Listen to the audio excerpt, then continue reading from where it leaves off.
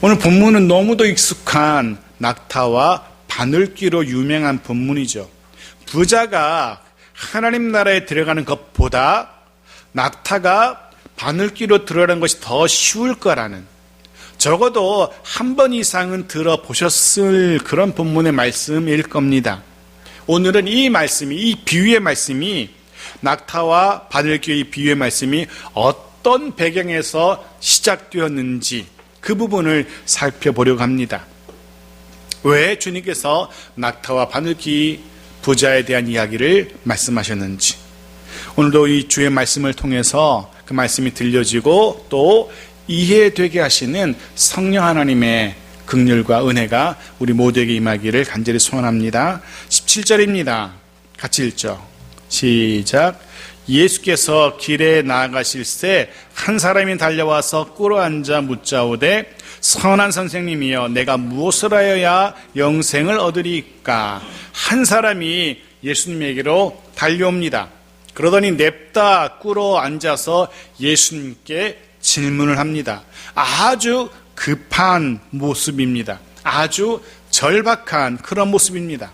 네, 정말 이 사람에게는 절박한 그런 궁금함, 물음이 있었던 겁니다. 달려와서 꿇어앉는 이 모습 속에서 이 사람이 얼마나 간절했는지 그 간절함이 잘 드러나고 있는 겁니다. 그의 궁금증은 영생에 관한 것이었습니다. 영생에 대한 물음이었습니다. 영적인 갈급함, 영적인 고민이 이 사람을 계속해서 사로잡고 있었던 겁니다. 분명 이 고민에 대한 답을 얻기 위해서, 찾기 위해서 할 수 있는 모든 수단과 방법을 다 동원해 보았을 겁니다. 하지만 해결하지 못했습니다. 그러다 예수님에 대한 소문을 듣게 되었고 예수님을 이렇게 찾게 된 겁니다. 본문에 사용된 달려와서라는 이 표현, 이 달려오는 모습이 범상치 않습니다. 당시에 길에서 뛰는 사람들, 누가 주로 길에서 뛸까요? 주인의 심부름을 하는 종이나 하인들, 주인의 심부름을 서두르는 종이나 하인들이 주로 뛰어다닙니다. 종이나 하인들 외에는 길에서 좀처럼 뛰지 않았던 겁니다. 제가 처음 노예를 바꾸고 지금 있는 노예에 들어와서 이렇게 운동하는 모임이 있었어요. 근데 어느 목사님이 뛰어야 되는데 안 뛰어. 나중에 여러 사람들이 뭐라 했어요. 왜 안 뛰냐고. 그분이 충청도에서 목회하시는데요. 더운 여름이었는데 양반이 어딜 뛰냐고. 종놈들이나 뛰는 거지 양반이 어딜 뛰어다니냐고. 농담 반 진담 반으로 논산에서 목회하시는 목사님이 그렇게 말씀하시더라고요. 안 뛴다고 본인은 양반이기 때문에 그렇게 말씀하시더라고요. 예, 틀린 말은 아닌 것 같아요. 당시의 성경시대에도 하인들, 종들 외에는 뛸 이유가 별로 없었어요. 이 사람은 종이 아닙니다. 그런데도 뛰어다닙니다. 게다가 뛰어와서 꿇어앉기까지 합니다. 그만큼 이 사람은 무언가에 간절한 겁니다. 갈급한 심령, 그 상태가 여실히 드러나는 겁니다. 이 사람의 이 모습을 묵상하면서 이 사람의 이 영적인 갈급함이 조금은 부럽다는 생각을 하게 됩니다. 저도 그렇고 여러분도 그렇고 우리 삶에 조금 더 이런 갈급함이 있어야 되지 않을까, 하나님의 은혜를 사모하는 마음, 그 갈급한 마음이 우리에게도 필요하지 않을까라는 그런 생각을 하게 되어집니다. 한때 저는 이런 의문을 가졌던 적이 있습니다. 기도원에 올라가서 예배에 참석해 보면 같은 목사로서 정말 용납하기 힘든, 좋게 이해할래야 이해할 수 없는 그 정도로 말도 되지 않는 설교가 아닌 듯한 설교를 하시는 그런 강사님들, 목사님들이 아주 간혹 있어요. 딱 들어도 전혀 준비하지 않은, 그냥 올라와서 그냥 생각나는 대로 자신의 생각을 말씀하시는 그런 강사 목사님들이 있습니다. 어떻게 저렇게 뻔뻔하게 강대상에 서서 어떻게 저렇게 말씀을 선포할 수 있을까? 이해가 되지 않는 그런 분들이 계십니다. 그런데 더 이해되지 않는 것은 그런 말도 되지 않는, 성경적으로 논리적으로, 아니 그냥 들어도 상식이 있는 사람이라면 말이 되지 않는다는 것을 금방 알아들을 수 있는 그런 설교인데도 문제는 그런 설교를 들으면서 아멘 아멘 하면서 은혜를 받는다는 겁니다. 심지어는 눈물을 흘리면서까지 그 말씀에 은혜를 받는 모습, 이해가 되지 않습니다. 정말 이해가 되지 않는 그런 모습인 겁니다. 어떻게 저런 설교에 은혜를 받을 수 있을까? 이해가 되지 않아요. 그런데 그것보다 더 이해되지 않는 것, 준비 없이 강단에 서시는 건 강사 목사님도 이해되지 않고, 그런 설교에 은혜 받는 성도들도 이해되지 않고, 그보다 더 이해되지 않는 건 한 주일 내내, 심지어 2주, 3주 이상 준비한 말씀을, 그것도 한 며칠 동안은 다듬고 또 다듬은 말씀을 강단에서 전하는데도 전혀 감동도 받지 않고 전혀 은혜도 누리지 못하는 성도님들의 모습, 그게 더 놀랍고 이해가 되지 않긴 합니다. 물론 우리 교회 이야기는 아니지만 그렇게 매주일마다 교회에서 말씀이 선포되어지는데 한 귀로 듣고 한 귀는 성도들이 너무나 많다는 것. 기도에 올라가 보면 전혀 다르거든요. 그 수십 명, 수백 명의 인원들이 그 강사 목사님이 한마디 한마디에 귀를 쫑긋 세우고 한마디 한마디에 아멘 아멘 합니다. 아멘 할 타이밍이 도무지 아닌데 아멘 아멘 해요. 은혜를 받아요. 차이가 무엇일까? 한때는 정말 심각하게 고민한 적이 있었습니다. 정말 심각하게. 나름 스스로 위로하면서 내렸던 결론은 이겁니다. 분명 설교자의 준비와 역량의 차이, 이유이겠지만 또 성령께서 그렇게 하시는 것이기 때문에 그럴 수도 있겠지만 또 다른 이유 중에 하나는 이거라는 결론을 내리게 됩니다. 그곳 기도원에 올라와서 예배에 참석하신 분들, 그들은 모두가 한결같이 아주 간절한 분들입니다. 평일에 자신의 일도 잠시 내려놓고 곳에 올라올 정도로 그들은 다 갈급한 무엇인가 애타는 분들이라는 거죠.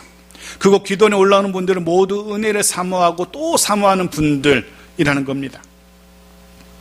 그런 분들은 강사 목사님의 한마디 한마디에 반응을 합니다. 한마디 한마디에 은혜를 받고 아멘으로 화답을 합니다. 차이는 간절함의 차이라는 겁니다. 간절함의 차이. 사랑하는 성도 여러분, 우리들 모두에게 물론 말씀을 대언하는 저부터 그리고 말씀이 선포될 때 그 앞에 선 여러분 모두에게도 이런 말씀을 향한 주의 은혜를 향한 간절함, 그 간절함으로 주의 말씀을 들을 수 있어야 될 겁니다.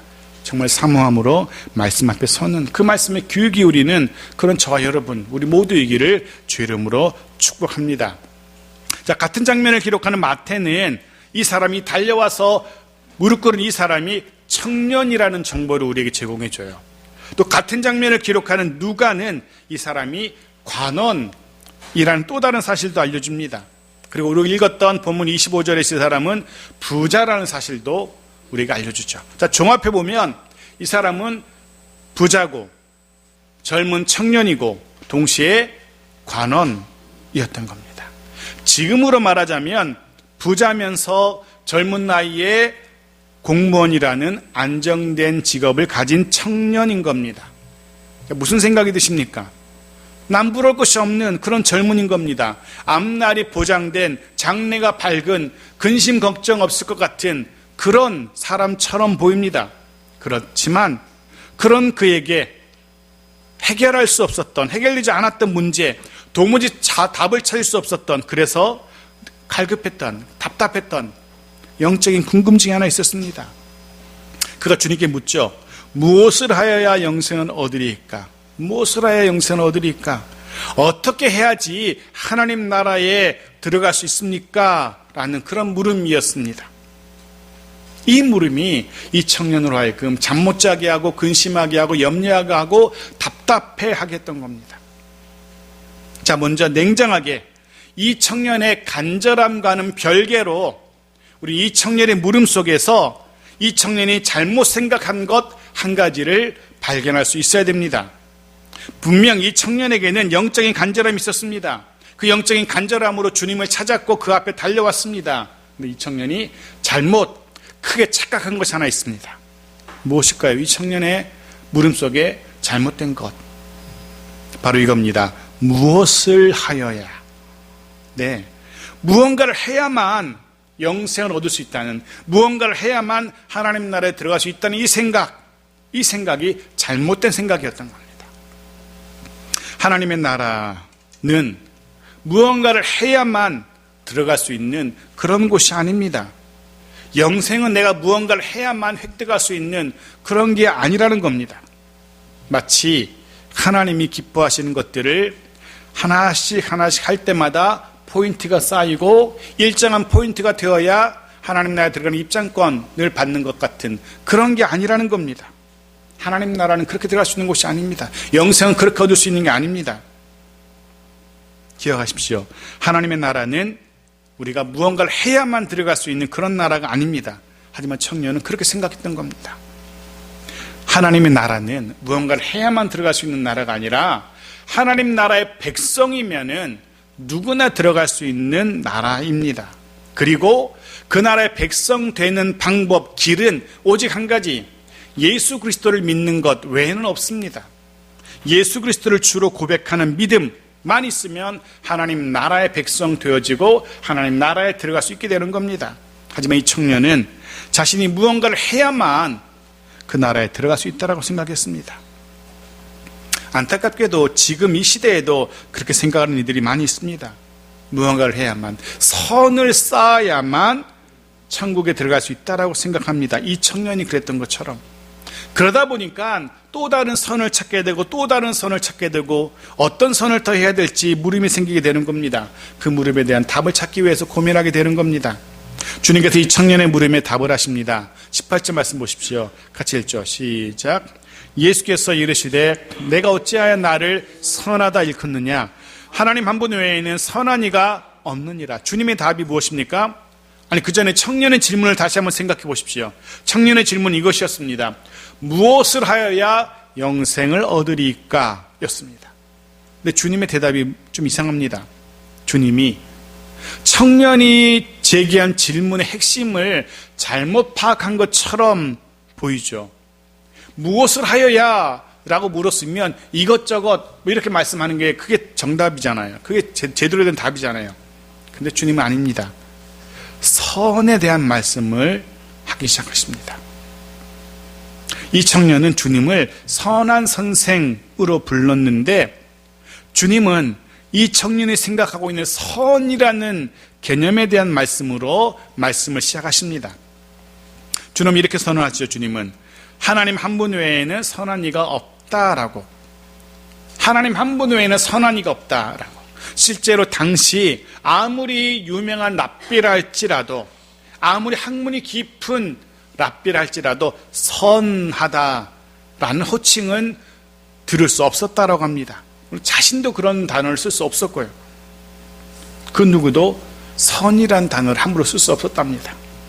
이와 관련해서 바울도 로마서 7장에서 이렇게 말합니다. 보십시오. 7장 18절 19절 같이 읽죠. 시작.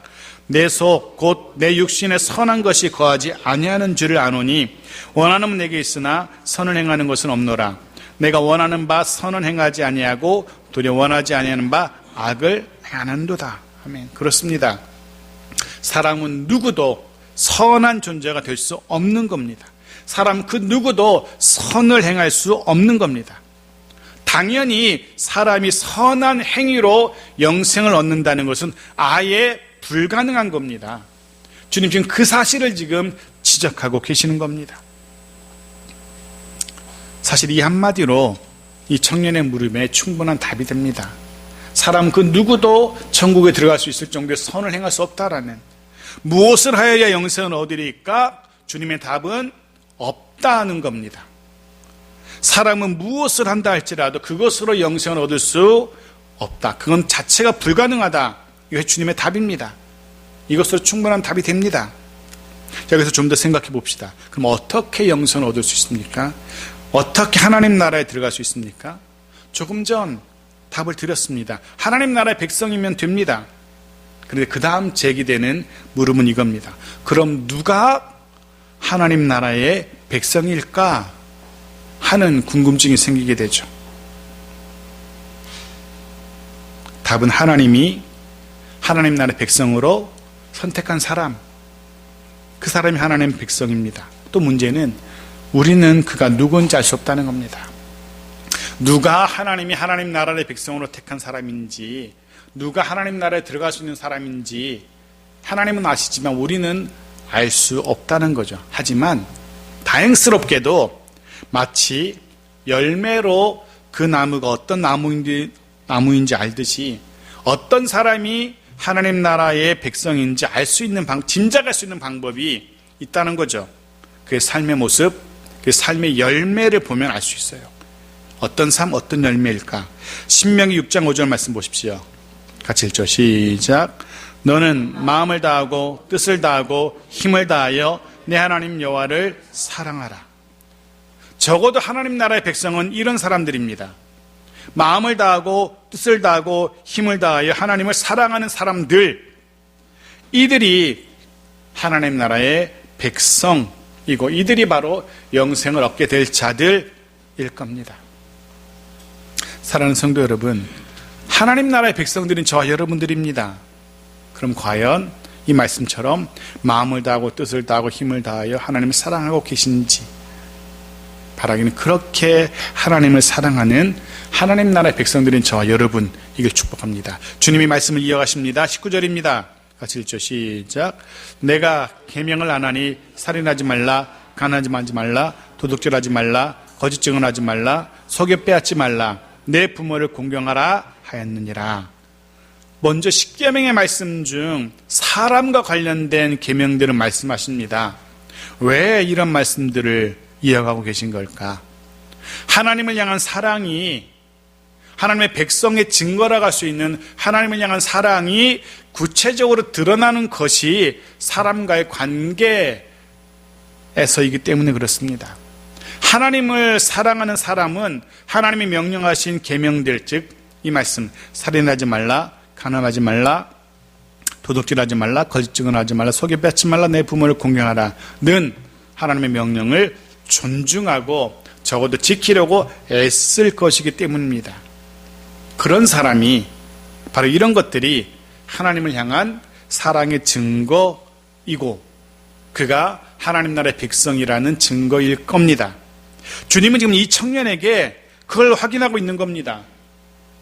지금 주님은 이 청년에게 영생을 얻은 사람인지, 하나님 나라에 들어갈 수 있는 백성인지 아닌지, 하나님 나라의 백성다운 열매가 있는지 없는지를 확인하고 싶으신 겁니다. 확인하고 계신 겁니다. 이 사람이 답을 당당하게 하죠. 20절 같이 읽죠. 시작. 그가 여짜오되 선생님이여 이것은 내가 어려서부터 다 지켰나이다. 자신 있게 자신의 삶의 열매가 있노라라고, 자신은 하나님 나라의 백성의 증거가 있노라라고 얘기합니다. 다 지켰나이다 라고 자신 있게 대답합니다. 하지만 아니었습니다. 사실 이 계명들을 다 지킨다는 것은 애초에 불가능한 일이었습니다.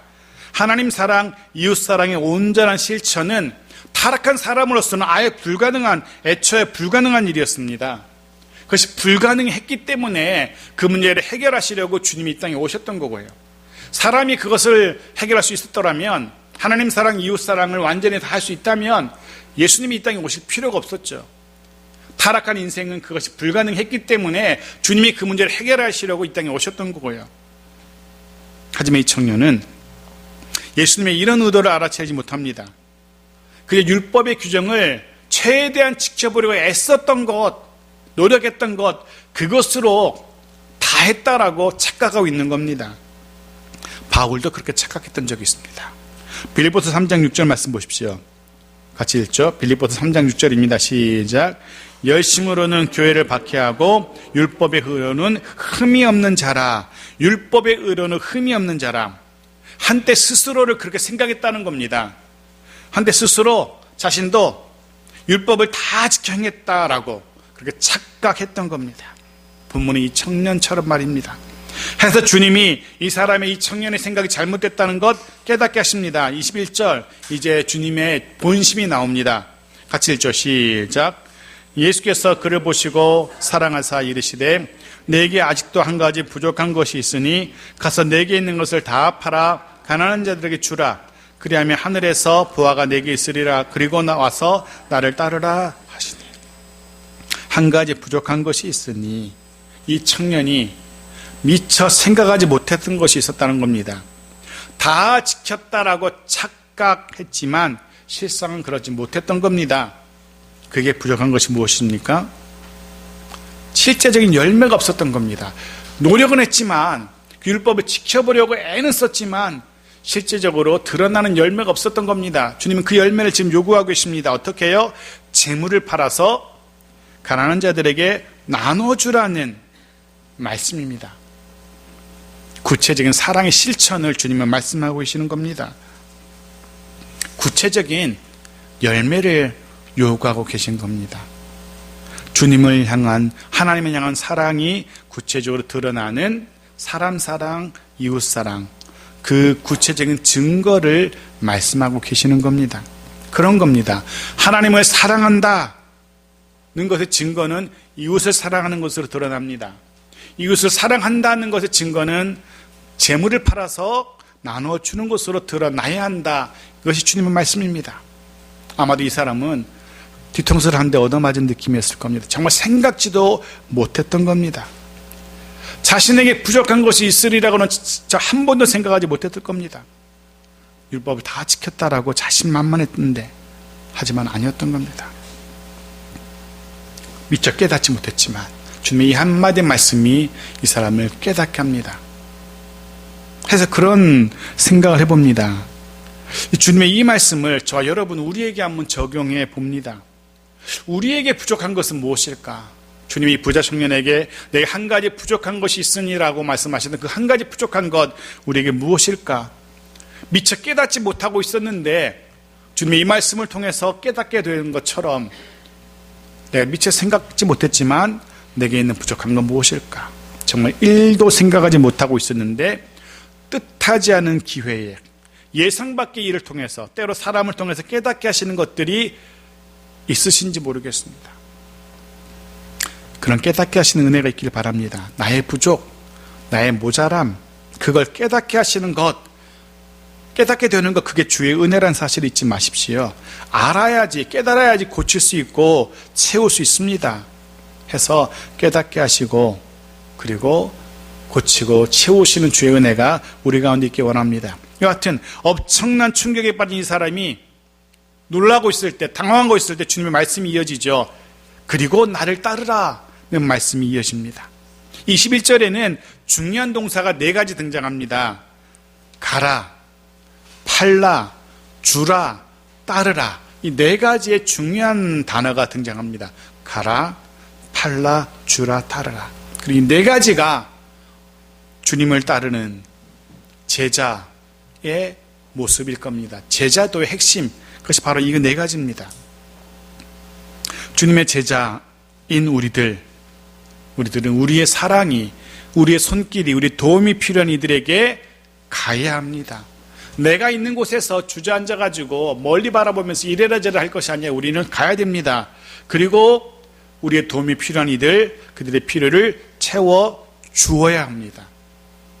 내 것을 내어서, 내 것을 팔아서, 그리고 우리는 주님을 따라가야 되는 겁니다. 제자의 모습이 이래야 됩니다. 거꾸로 말한다면 주님을 따르기 원한다면 자신의 소유를 버릴 수 있어야 합니다. 그것으로 나누고 베풀 수 있어야 됩니다. 아깝죠. 내가 그거 모으려고 어떤 노력을 했는데, 그거 모으는데 얼마나 많은 시간이 걸렸는데 그것을 팔아서 주고 주님을 따르라니. 그런데 신앙은 참 역설입니다. 버리면 오히려 얻게 됩니다. 주와 주의 나라를 위해서 이 땅에서 생명을 버리면 영생을 얻게 될 겁니다. 주의 나라를 위해서 이 땅에서 소유를 포기한다면 오히려 더 큰 하늘의 보화를 우리가 얻게 될 겁니다. 하지만 반대로 가지려 하고 손에서 놓으려 하지 않는다면 오히려 잃게 된답니다. 이 사람이 그랬습니다. 이 청년이 그랬습니다. 이 청년은 자신의 소유를 놓고 싶지 않았습니다. 자신의 소유를 포기하고 싶지 않았습니다. 어떻게 됩니까? 결국 하늘의 보화를 잃게 됩니다. 하나님 나라에 들어갈 기회를 잃어버리게 됩니다. 영생이냐, 재물이냐. 여러분이 한번 생각해 보십시오. 영원히 살고 싶은 것, 영원히 사는 것과 통장에 수십억, 수백억 돈을 쟁여놓고 살다가 얼마 뒤에 죽는 것과 선택하라면 뭘 선택하겠습니까? 영원히 사는 것과 부자로 사는 것, 부자로 짧게 사는 것. 누구나 다 영생을 선택할 겁니다. 더 오래 사는 것, 더 오래 사는 것. 실제로 역사적으로 수많은 권력자들, 부자들이 더 오래 살고 싶어서 자신의 모든 소유를 아끼지 않았던 것 기억합니다. 심지어 요즘은요, 돈 많은 사람들은 자신의 몸이 병들면 어떻게 합니까? 자신의 몸을 냉동 보관하죠. 냉동 보관했다가 그 병을 고칠 수 있는 기술이 나오면 해동해서 살겠노라 라고 자신의 몸을 냉동하려는 부자들도 있습니다. 돈이 많으니까 별짓 다 해요. 그만큼 영생을 원합니다. 영생이 아니라 한 해라도 더 살고 싶은 게 인간의 본능이죠. 그런데 보십시오. 이 사람은 영생이 아니라 자신의 재물을, 소유를 선택합니다. 20절 보십시오. 20절 같이 읽죠. 시작. 그 사람은 재물이 많은 고로 이 말씀으로 인하여 슬픈 기색을 띠고 근심하며 가니라. 마가는 이 사람의 심리 상태 이렇게 표현해요. 슬픈 기색을 띠고, 슬픈 기색. 말 그대로 우중충한 그런 표정인 겁니다. 이 표현은 폭풍과 몰아치기 직전에 잔뜩 어두워진 하늘을 표현하는 그런 표현입니다. 슬픈 기색. 이 사람의 표정이, 이 사람의 기분이 어떤지 알 수 있습니다. 왜 이 청년의 선택이 자신이 그토록 소망하던 영생이 아니라 재물이었을까 한번 생각해 봅니다. 만일에 저라면 있는 재산 다 팔아서라도 영원히 사는 것 선택했을 텐데, 드라마에 나오는 도깨비나 구미호처럼 영원히 사는 삶 얼마나 좋아요. 근데 왜 이 청년은 재물을 택했을까? 영생은 당장 눈에 보이지 않기 때문일 겁니다. 반면 재물은 바로 눈에 보이기 때문입니다. 영생은 먼 훗날에 확실치도 않은 이야기처럼 여겨지고, 반면 재물 잃는 것은, 그거 버리는 것은 지금 당장 손해보는 것, 지금 바로 뭔가를 희생해야 되고 손해봐야 되는 것, 그것이 아깝게 생각되기 때문입니다. 하지만 성경의 가르침을 들어보십시오. 히브리서 11장 1절 읽고 같이 말씀을 마무리하겠습니다. 같이 읽죠. 1절 2절입니다. 같이 읽죠. 시작. 믿음은 바라는 것들의 실상이요 보이지 않는 것들의 증거니 선진들이 이로써 증거를 얻었느니라. 밑에 세 번역 성경도 같이 기록해놨어요. 같이 읽어볼까요? 시작. 믿음은 바라는 것들의 확신이요 보이지 않는 것들의 증거입니다. 선조들은 이 믿음으로 살았기 때문에 훌륭한 사람으로 증언되었습니다. 네, 지금은 보이지 않지만, 지금은 가물가물하고 확실치 않지만, 당장은 우리의 눈에 보이지 않는 하나님의 나라, 당장은 우리 손에 잡히지 않은 영생이라는 것, 그것을 확신하는 것, 그것이 바로 믿음입니다. 그 믿음이 있어야지 재물이 아니라 영생을 택할 수 있는 겁니다. 이 믿음이 저 여러분에게 있기에 우리는 하나님을 선택했고 이렇게 하나님을 예배하고 있는 겁니다. 이 믿음이 있기에 우리는 이 땅에서 재물이 아니라 영생을 선택한 것이고 앞으로도 그렇게 해야 됩니다. 이 믿음이 있기에 우리는 이 땅의 부귀 영화가 아니라 하나님의 나라, 하나님 나라에서 영원한 삶을 선택한 것입니다. 말씀을 정리합니다. 오늘 본문의 이 청년은 모두 우리가 부러워할 만한 그런 영적인 갈급함이 있었습니다. 우리에게도 있어야 되는 그런 영적인 갈급함이 있었습니다. 하지만 안타깝게도 이 영적인 갈급함은 믿음으로, 영생으로 이어지지 않습니다. 하나님 나라에서 영생이 아닌 이 땅의 재물을 선택하고 맙니다. 안타깝게도. 사랑하는 성도 여러분, 우리도 날마다 선택하며 살아가야 됩니다. 매 순간마다 선택의 기로에 서게 될 것입니다.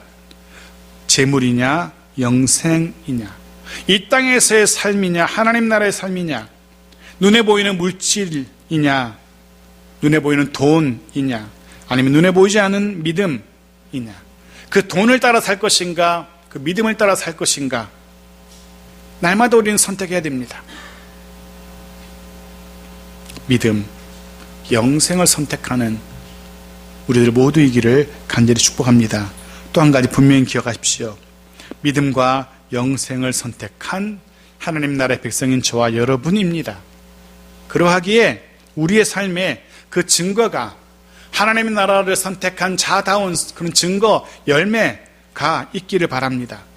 또 한 주간 우리의 삶 속에 정말 근사한 아름다운 열매, 하나님 나라의 백성이라는 아름다운 삶의 증거가 더 실하게, 더 풍성하게 맺어가기를 주의 이름으로 축복합니다.